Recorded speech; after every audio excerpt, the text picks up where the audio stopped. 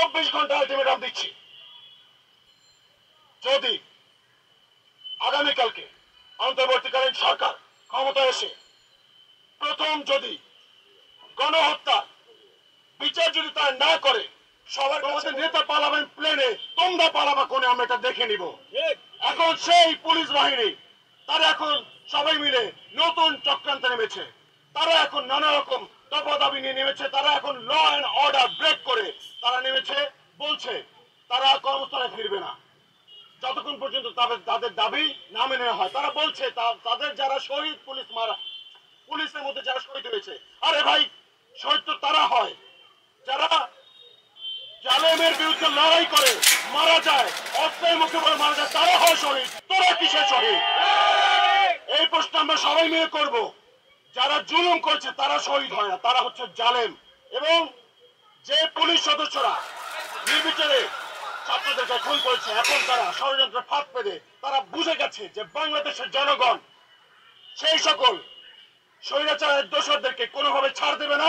তখন তারা এখন আপনারা দেখেছেন সকল থানা থেকে পুলিশ চলে গেছে, পুলিশ লাইন থেকে পুলিশ চলে গেছে। একটা ব্ল্যাকমেইল যখন তাদের বিট্রেটা করা দরকার ছিল ফ্যাসিস্ট হাসিনার বিরুদ্ধে, তখন তারা সেটা না করে এখন বিট্রেটা করছে সাধারণ ছাত্র জনতার বিরুদ্ধে। এখন এটা বলতে পারি আমরা একটা ব্ল্যাকমেইল। সো এই ব্ল্যাকমেইল আপনাদেরকে মনে রাখতে হবে, এই ব্ল্যাকমেইলে বাংলাদেশের মানুষ কিন্তু ভয় পায় না, বাংলাদেশের ছাত্র জনতা ব্ল্যাকমেইল ভয় পায় না।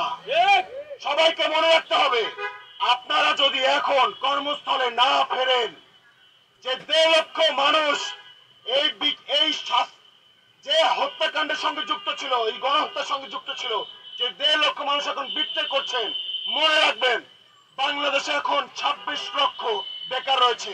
সবাইকে আমরা বলবো ওদের বাদ দিয়ে দিতে, আমাদের যারা ছাত্র জনতা আছে, মেধাবী আছে, তাদেরকে আমরা প্রস্তুত থাকতে বলবো আপনারা রেডি থাকেন, আমরা আমাদের দেশ আমাদের মতো করে সাজিয়ে নিব ইনশাআল্লাহ। আপনারা জানেন গত একটা সপ্তাহ আমরা প্রত্যেকে নির্ঘুম কাটিয়েছি, চোখের নিচে প্রত্যেকের কালো দাগ, মাথা সবার একদম স্থির হয়ে গেছে। এখন আমরা সুস্থ স্বাভাবিক চিন্তা করতেও এখন টেনশন হচ্ছে। আপনারা জানেন রাতের বেলা তারা ভয় দেখাচ্ছে, রাস্তায় নেমে গুলি করছে।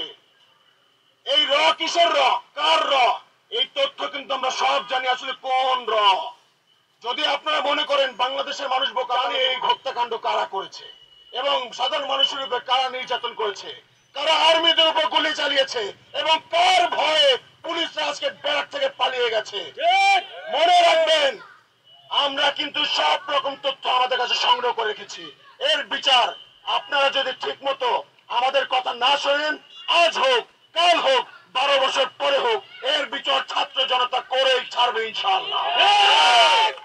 আপনাদেরকে বারবার বলছি, আপনারা যারা ফ্যাসিস্ট হাসিনার দাবিদারি করেছেন, আপনারা অতি দ্রুত বাংলাদেশের মানুষের কাছে ক্ষমা চান। এত দাবি দেওয়া না করে এই যে দাবি আপনারা করছেন, ব্ল্যাকমেইল আপনারা করছেন, আমরা জানি বাংলাদেশের এখন অর্থনৈতিক অবস্থা ডালমাটাল অবস্থা। আপনারা যে ব্ল্যাকমেইল করে এখন ছাত্র জনতাকে বিপদে ফেলানোর চেষ্টা করছেন, এটা আমরা ভালো করে বুঝে গেছি। আপনাদের এই বিপদে যে ভয় আপনারা দেখাচ্ছেন, এই ভয় আমরা আর পাই না। মনে রাখবেন আমরা আজকে বাংলাদেশের ছাত্র জনতা এক হয়েছি, মানে বাংলাদেশের 18 কোটি মানুষ একসাথে দাঁড়িয়ে গেছে। প্রত্যেকটা রাস্তায় অলিগলিতে মানুষ কথা বলছে। আপনারা দেখেছেন আজকে পুলিশ নেই তো তাতে কি হয়েছে, রাস্তায় প্রত্যেকটা অলিতে গলিতে বাংলাদেশের ছাত্র সমাজ নেমে গেছে। তারা নিজে নিজ দায়িত্বে কাঁধে নিয়ে তার ট্রাফিক পুলিশের দায়িত্ব পালন করছে, তারা বাজার মনিটরিং করছে, তারা দেয়ালে দেয়ালে যে সকল পোস্টার ছিল সেটা পর্যন্ত তুলে ফেলছে। তো আপনারা যারা এই ষড়যন্ত্রের সাথে যুক্ত, তাদের তুলে ফেলতে এই শিক্ষার্থীদের 2 মিনিট সময় লাগবে না ইনশাআল্লাহ। আমাদের কথা দীর্ঘ না করে আমরা আমাদের 4টি দফা সবার কাছে বলতে চাই। হয়তোবা আজকের মধ্যে একটা ঘোষণা চলে আসবে, অন্তর্বর্তীকালীন যে সরকার আগামীকালকে তাদের দায়িত্ব নেবে এবং আমাদের প্রথম আমরা যেই দাবিটি করব তাদের কাছে, যেন আমাদের সকল শহীদ ভাইদের যেই জুলাই মাসে যে গণহত্যা হয়েছে, সেই গণহত্যার বিচার যেন সবার আগে হয়। আমাদের দাবিগুলো আমরা ঘোষণা করছি। প্রথম দফা 1, আইন শৃঙ্খলা রক্ষাকারী বাহিনীর সর্বোচ্চ পর্যায় থেকে সর্বনিম্ন পর্যায় পর্যন্ত যারা উক্ত নারকীয় হত্যাকাণ্ডে প্রত্যক্ষ এবং পরোক্ষভাবে জড়িত তাদের প্রত্যেককে অনতিবিলম্বে আইনের আওতায় এনে দ্রুত বিচার নিশ্চিত করতে হবে। দুই, ফ্যাসিস্ট হাসিনার শাসন আমলে আইন শৃঙ্খলা রক্ষাকারী বাহিনীতে যত অবৈধ নিয়োগ করা হয়েছে অতি দ্রুত তার সুষ্ঠু তদন্ত সাপেক্ষে সেই সকল নিয়োগ বাতিল করতে হবে। তিন, যে সকল দুর্নীতিবাজ আইন শৃঙ্খলা রক্ষাকারী বাহিনীর কর্মকর্তারা অনৈতিকভাবে পাহাড় সম সম্পদ গড়ে তুলেছে তা বাজেয়াপ্ত এবং পাচারকৃত সম্পদ অনতিবিলম্বে দেশে ফিরিয়ে আনার ব্যবস্থা করতে হবে।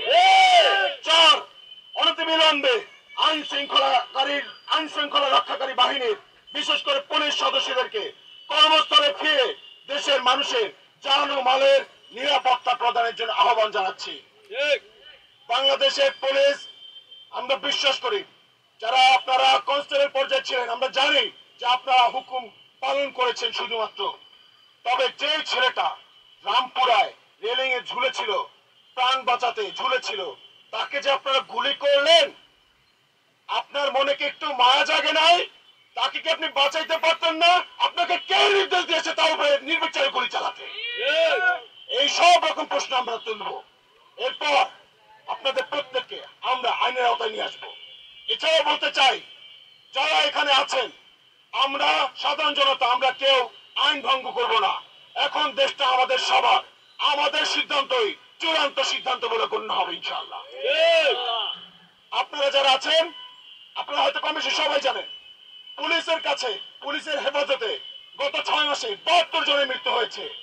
এরকম গত 13 বছর 2013 সালেও যদি পুলিশের হেফাজতে মৃত্যু হয় পুলিশের হেফাজতে নির্যাতন আইন পাশ করেছে কিন্তু আমরা এতগুলো বছরে সে আইন কিন্তু কোনোভাবে বাস্তবায়ন হতে দেখি নাই। এখন যেন সেটা নিশ্চিত করা হয় আমরা সেটা দেখতে চাই। এছাড়াও বলতে চাই পুলিশের স্বচ্ছতা জবাবদিহিতা নিশ্চিত করতে হবে। কোনোভাবে ল অ্যান্ড অর্ডার যদি ব্রেক করে তাকেও শাস্তির আওতায় নিয়ে আসতে হবে এবং যদি কেউ কোনোভাবে কোন রকম পুলিশ সদস্য তারা যদি আবার ফিরে আসে দেশের শান্তি রক্ষায় তারা কাজ করতে চায় তারা যদি কোনোভাবে ঘুষ খুন অন্যায়ের সাথে যুক্ত হয় লিপ্ত হয় বাংলাদেশের মানুষ তখন সবাই মিলে তাদেরকে সমুচিত জবাব দেবে আইনের মাধ্যমে ইনশাআল্লাহ। আগামী 24 ঘন্টা আলটিমেটাম দিচ্ছি যদি আগামীকালকে অন্তর্বর্তীকালীন সরকার ক্ষমতায় এসে প্রথম যদি গণহত্যা বিচার যদি তা না করে আগামী রবিবার থেকে শহীদ পরিবার যারা ছিলেন শহীদ আবু সাইদ মুগ্ধ শ্রাবণ সহ সকল শহীদ পরিবারের শিক্ষার্থী ছিল তাদের বাবা মা অভিভাবক আত্মীয় স্বজন বাংলাদেশের সমস্ত নাগরিকদের নিয়ে আমরা আমাদের সর্বোচ্চ আন্দোলন এবং প্রতিরোধ গড়ে তুলব ইনশাআল্লাহ। আমি আমার বক্তব্য দীর্ঘ না করে এটুকু বলতে চাচ্ছি বাংলাদেশ আমাদের, এটা রক্ষা করার দায়িত্ব আমাদের, এটা সুন্দর করে সাজানোর দায়িত্ব আমাদের। জয় আমাদের হবে ইনশাআল্লাহ।